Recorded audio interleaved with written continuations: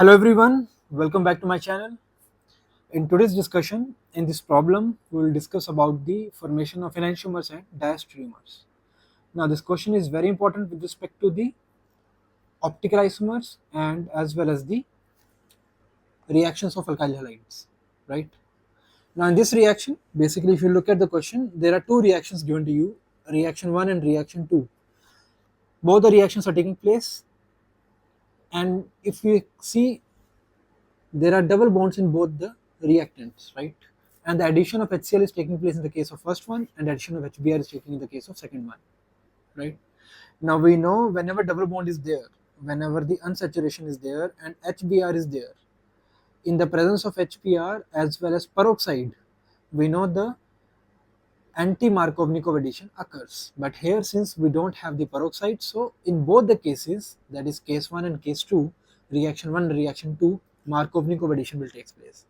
So let's first do one thing, let's draw their products and then we go to the options. Now in the reaction 1, what will happen? The molecule which we are given is this one, right? pH like this. And here we have the Cl at the dash and pH at the wedge. Now in this case, when the addition of HCl takes place, what will happen? This pi bond will take away H plus first. Now once the pi bond takes away H plus, what will happen? We have the positive charge on the more stable carbocation. So on this carbon, the plus charge will come. Since the carbocation rearrangement is possible here, what will happen? There will be 1,2 hydrate shift. A 1,2 hydrate shift will occur here, right? And because of from here to this H, this hydrate will shift from here to here, so that we obtain the more stable carbocation. Because the addition of nucleophile takes place only after we obtain the more stable carbocation. Now the plus charge comes here. Now the plus charge at this carbon is more stable as compared to the previous one, because here it is easily stabilized by resonance through phenyl which is attached on it, right? Now finally what will happen? The addition of bromine will take place. Sorry, the addition of Cl will take place. Here if you add Cl minus, which is a nucleophile.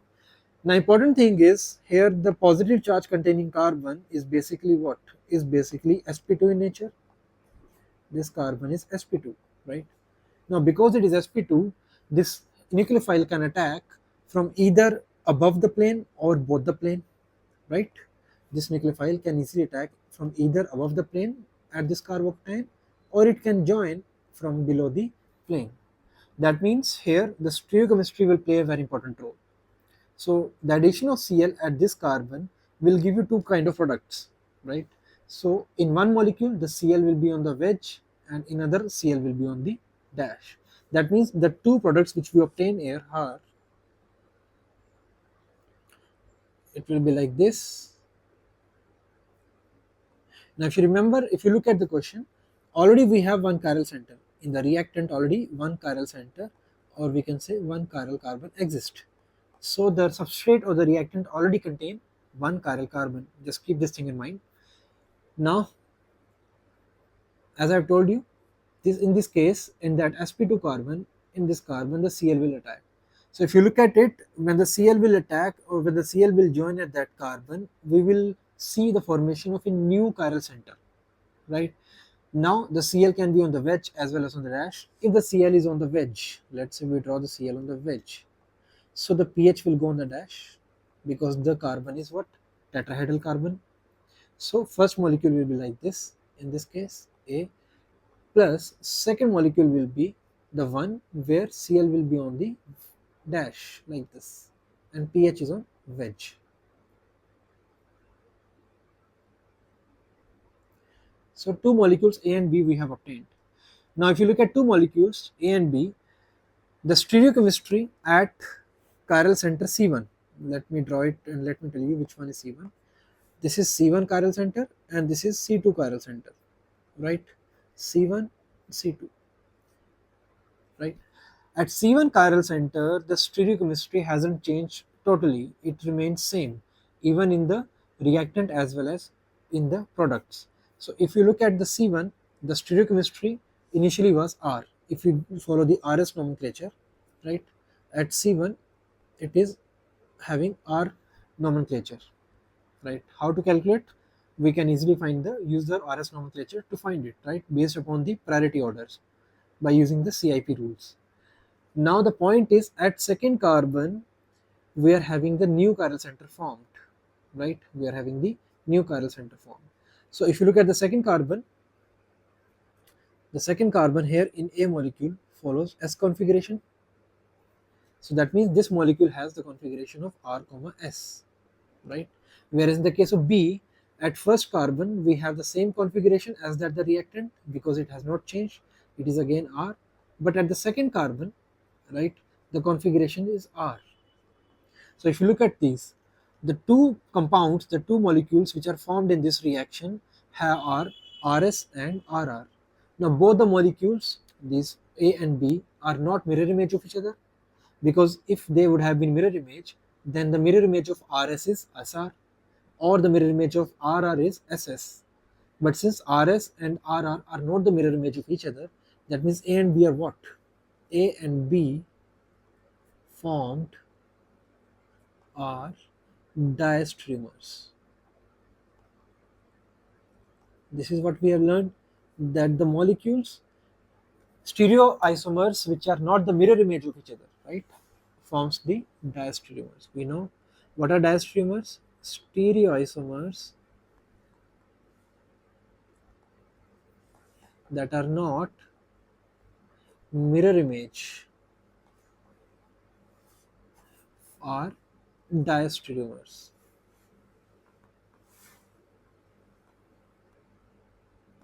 One more important I would like to tell you here is that if in any chiral molecule, if in a molecule already, if in a molecule already one chiral center is available, if already one chiral center is present, if already one chiral center is present, where stereochemistry is defined,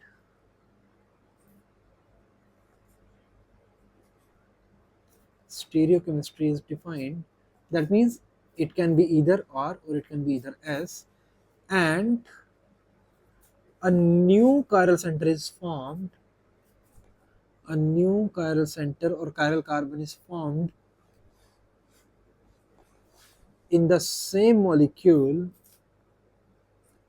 in the same molecule, then it will form, then it will form the pair of diastereomers. This will be applicable always, right? This statement which I have written here will be always applicable given the condition is that already let's say the chiral center is present in the molecule, right, and a new chiral center is formed like this,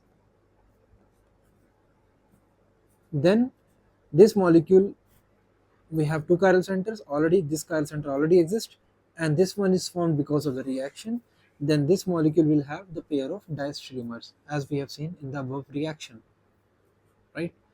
That is the reaction R1. Let's say reaction R2. Now when we look at the reaction R2, again the reaction R2 is same, the reactant will be same one. In reaction R2 we have like this, just a second,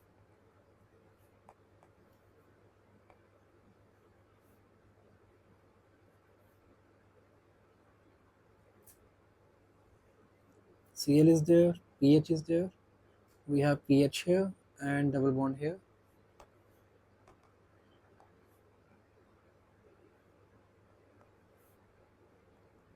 right, and the addition of HBr is occurring. Now since again here the Markovnikov addition will occur,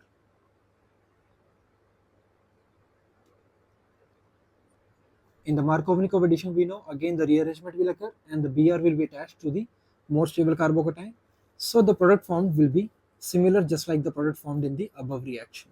So here also the product formed will be like this, PHCl, right? Now here, if you look at the reaction, again we have the new chiral center formed.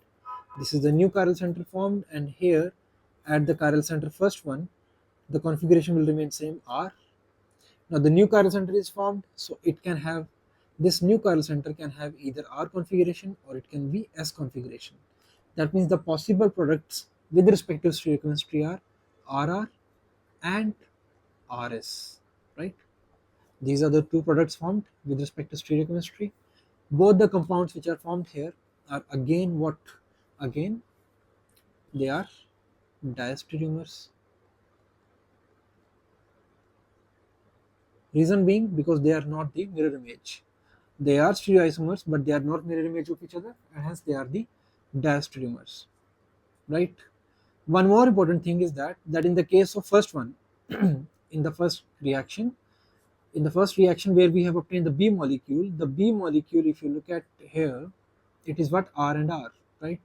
Whereas if you look at the A molecule, in the case of A molecule, we have R and S, right? So again, we have the diastereomers. Now look at the options. Option A says that reaction 1 gives mixture of 2 enantiomers and reaction 2 gives mixture of 2 diastereomers. That is incorrect. In the case of reaction 1, both are diastereomers of each other, and reaction 2 also diastereomers. So reaction option A is incorrect. Option B says both reaction give mixture of 2 enantiomers. That is also incorrect. Option C says both reaction give mixture of 2 diastereomers. That is correct. And option D says both reaction give two fraction of organic compounds, right? Both reactions give two fractions of organic compounds. Now the fraction part, this thing comes when we try to distillate the organic compound. If I try to distillate the organic compound, first one, let's say first compound, or we can say the product of first reaction, when we try to distillate it, right? During distillation, what happens? The compounds get separated based upon their difference in boiling point.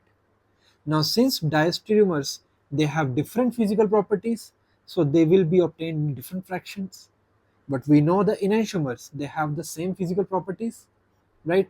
In the case of enantiomers, their physical properties like solubility, melting point, boiling point, refractive index, these properties are same. Therefore, we cannot separate them based upon their physical processes, such as crystallization or distillation.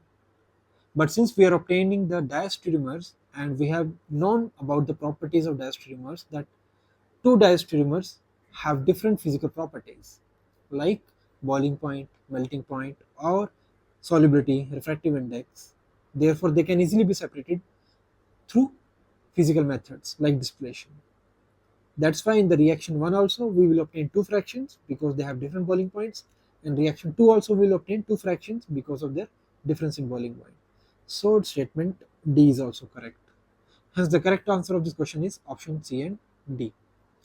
I hope you understood this question, how we have applied the stereochemistry and how we have come to the conclusion about the correct options, right?